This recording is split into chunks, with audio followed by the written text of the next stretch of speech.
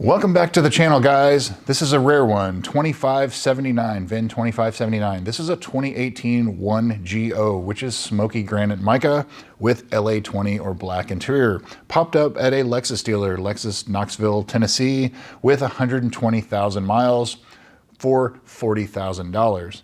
Now, it looks like it was a Florida car up until about 2020, and then it went to the Midwest, Wisconsin, Iowa, South Dakota, Illinois, kind of that area, Chicago area, and that's where it got a lot of the miles. So it looks like in the last 5 or 6 years, it's been in the Midwest, probably in the Midwest winters too, but we'll get into that here in a bit. Production statistics. So as I said, this is a pretty rare car. Smoky granite mica, it's the third rarest of all of the GSF colors for the US 49. There's only 86 of them that exist, and it was only made from 2017 through 2020. It was not available on 2016, in which the gray car was Nebula Gray Pearl, which is a 2016 only color. So this is 2017 through 2020, this being a 2018 smoky granite mica with black interior. So 86 out of the 2,348, as I said, were smoky granite mica. Out of those 86 cars, only 46 had LA20 black interior. So this car is 1.36% of all of the US 49 production that exists in this combination. As far as rarity, it is a 10 out of 10. They don't get too much rarer than this, other than being, one of 8, one of 1 in this combo for all years. So specific for 2018 though, which is the lowest production year for the US 49, 16 out of the 169 of these cars were smoky granite mica for 2018. Out of those 16, only 5 had LA20 black interior. So this car is one of 5 that exist for 2018, or one of 46 for all years. 1.36% of all of the production. It is a very rare color combination, but it does have some miles. It looks like it's winter driven. So as far as collectability, that's out the window. It is a rare color combination though. Carfax, Epic VIN, and Auto Check. So Carfax shows this as a 2-owner, no accident car. Epic VIN shows this as a 2-owner, no accident car. And Auto Check also shows this as a 2-owner, no accident car. So I think, although it appears like it's a 2-owner, I think it's a 3-owner, and you'll see why here when we dive into it. But on paper, it's a 2-owner, no accident car, which less than 1,000 of these GSFs that exist for the US 49 here at the end of November 2025 are clean title, no accident cars, and this is one of those cars. So as I said, I don't think it's a 2-owner. I think it's a 3-owner in reality, but here's why. So it first went on sale in December of 2017, $89,000 in Florida, and it sold in March of 2018, or at least it marks as being sold on Carfax, but Carfax doesn't count it as an owner. 4 months for sale. So a week later, in April of 2018, it went back up for sale, and then it sold in May of 2018, which Carfax then reports it as the first owner. So there was a first owner that was there for about 2 months. Could have been a dealership owner, service manager, sales manager, something like that. It was titled and registered, and Carfax even shows it that it was sold and registered, but it didn't report it as an owner, maybe because it was only a month or two, something like that. But it was a short-term ownership. I'm not gonna get into the details, but I believe it's a 3-owner car. So then it was repossessed. It was repoed in March of 2020, and it looks like it was repoed, and then it went to an auction from Florida in Georgia, sold at an auction in Georgia to a Lexus dealer in Milwaukee, Wisconsin, and they sold it L certified, so certified pre-owned. And it looks like it sold 4 months later, and it's been in eastern Iowa, South Dakota, Chicago area. That's basically where this car hung out, so kind of the Chicagoland area. But then it pops up now in eastern Tennessee here in November of 2025, 120,000 miles for $40,000. $40,000 is extremely cheap for a 2018, but this one, there's one other 2018 that has sold in 2025, early in 2025, but it had 180,000 miles and it sold for $25,000, which was extremely cheap, but it was also a very high mileage example. So this car at 40,000 miles, that's probably a pretty fair price of where I would put it. If it was a 2016, the price would be high, but because it's a 2018, it's probably pretty close. So now onto the photos. Here at the end of November 2025, right when it went up for sale, they don't have any photos yet, but somebody had inquired about it, and they sent me the photos that the dealership sent them, which is only a few photos because it's going to go through the dealer prep and reconditioning, things like that, before it goes up for sale. However, it gives you a little bit to go on, and so there's only one interior photo. The carbon fiber on the front dash looks okay, but you can't see the one on the other side of the steering wheel. But the driver's side front door, it looks like it's just starting to delaminate as far as the carbon fiber is concerned. You can't see the center console, but I would fully expect that the carbon fiber trim is delaminating on this car. You know, it affects all 5 years, and this is no different. In the cold climates, it seems to be that they delaminate much quicker, and so this is probably the case. But really overall, the interior, just that one photo, it doesn't look bad for having 120,000 miles. It looks very clean, probably pretty well kept. We've seen some others that are pretty filthy. This one does not look extremely filthy. You know, somebody didn't sleep in it or live out of it or something like that, but it definitely looks pretty decent overall on the inside. And really on the outside too, this car may have paint protection film on it because I don't see a lot of chips and things up front. You know, definitely worth inspecting, but I don't see any cosmetic major issues on the outside.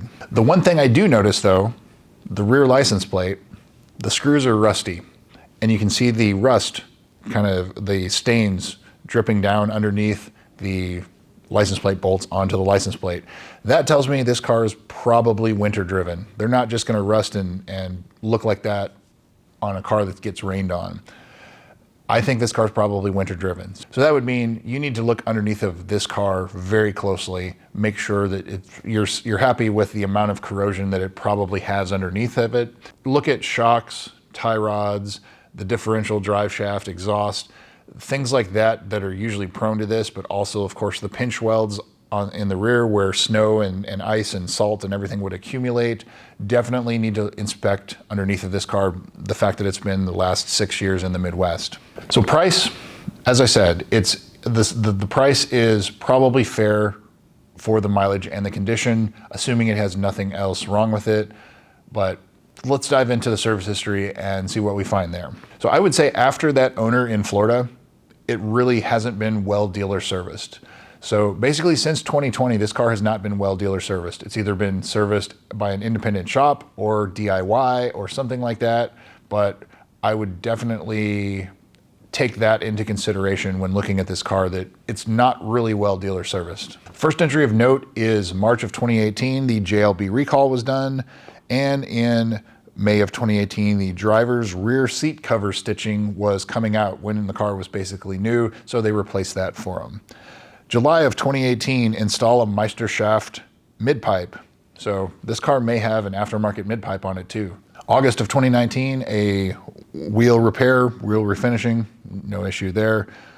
November of 2019, the HVAC servo sweep was done because the air wasn't coming out, the heat wasn't coming out, it was staying cold on one side. So they did a servo sweep and it resolved it for now, but you may have issues in the future too. So then we know that the car was repossessed in March of 2020. So here it is in March of 2020, they're doing a certified pre-owned prep. July of 2021, blown fuses, check engine light was on, hard shifting.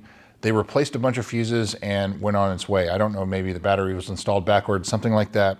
Then there's about a 4-year gap. And well, guess what happens again? October of 2025 at 116,000 miles, the battery was installed backwards. They replaced many fuses and supposedly corrected the issue. 3 weeks later, at 117,000 miles, still in October of 2025, so less than a month ago, AutoZone hooked up the battery incorrectly. They reversed it, and I guess that's what happened 3 weeks prior, but they're back because it still had issues. And they found more blown fuses. The tech said that the bumper needs to be removed and headlights replaced. So it looks like it fried the headlights, and possibly they replaced the driver's side headlight. It's not very clear in the service history, but the bumper would have to be removed, and they're saying it has to be sent to a body shop to get the bumper removed so they can replace the headlights. So something kind of odd there, but it looks like it's got some electrical issues, and electrical issues will haunt these cars. So for that reason alone, I would just stay away from this car. I know they can be corrected, but when you reverse polarity and the fuses don't blow like they should, it fries headlights. You know, you could be on the hook for something like a body harness on this car, which the body harness is like $7,000 or $8,000, but then it's like $10,000 worth of labor because everything has to come out.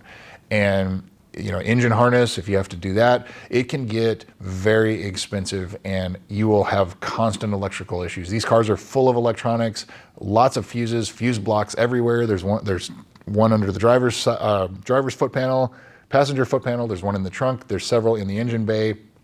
There is a lot of wiring, a lot of fuses, a lot of relays, a lot of things that can go bad. And it looks like they're still having issues here. And I guess the person probably just said to hell with it and traded it in. And that's why it's here now. And so I think that knowing that is enough to keep me away from this car. The other things I don't see on the service, 60,000 mile service wasn't done. 120,000 mile service wasn't done. Transmission service, TVD service, the coolant valley plate, the lower control arm bushings, the carbon fiber trim, look at that closer. But I would start looking at like belts, hoses, water pump, things like that when you start getting this kind of mileage. And so there's a lot that you're gonna have to put into this car. $40,000, I think knowing that now, you probably have to get this car closer to like 35 because you're gonna have to put a pretty significant amount of money into it, but the electrical issues will haunt this car. So for that reason, I'm out.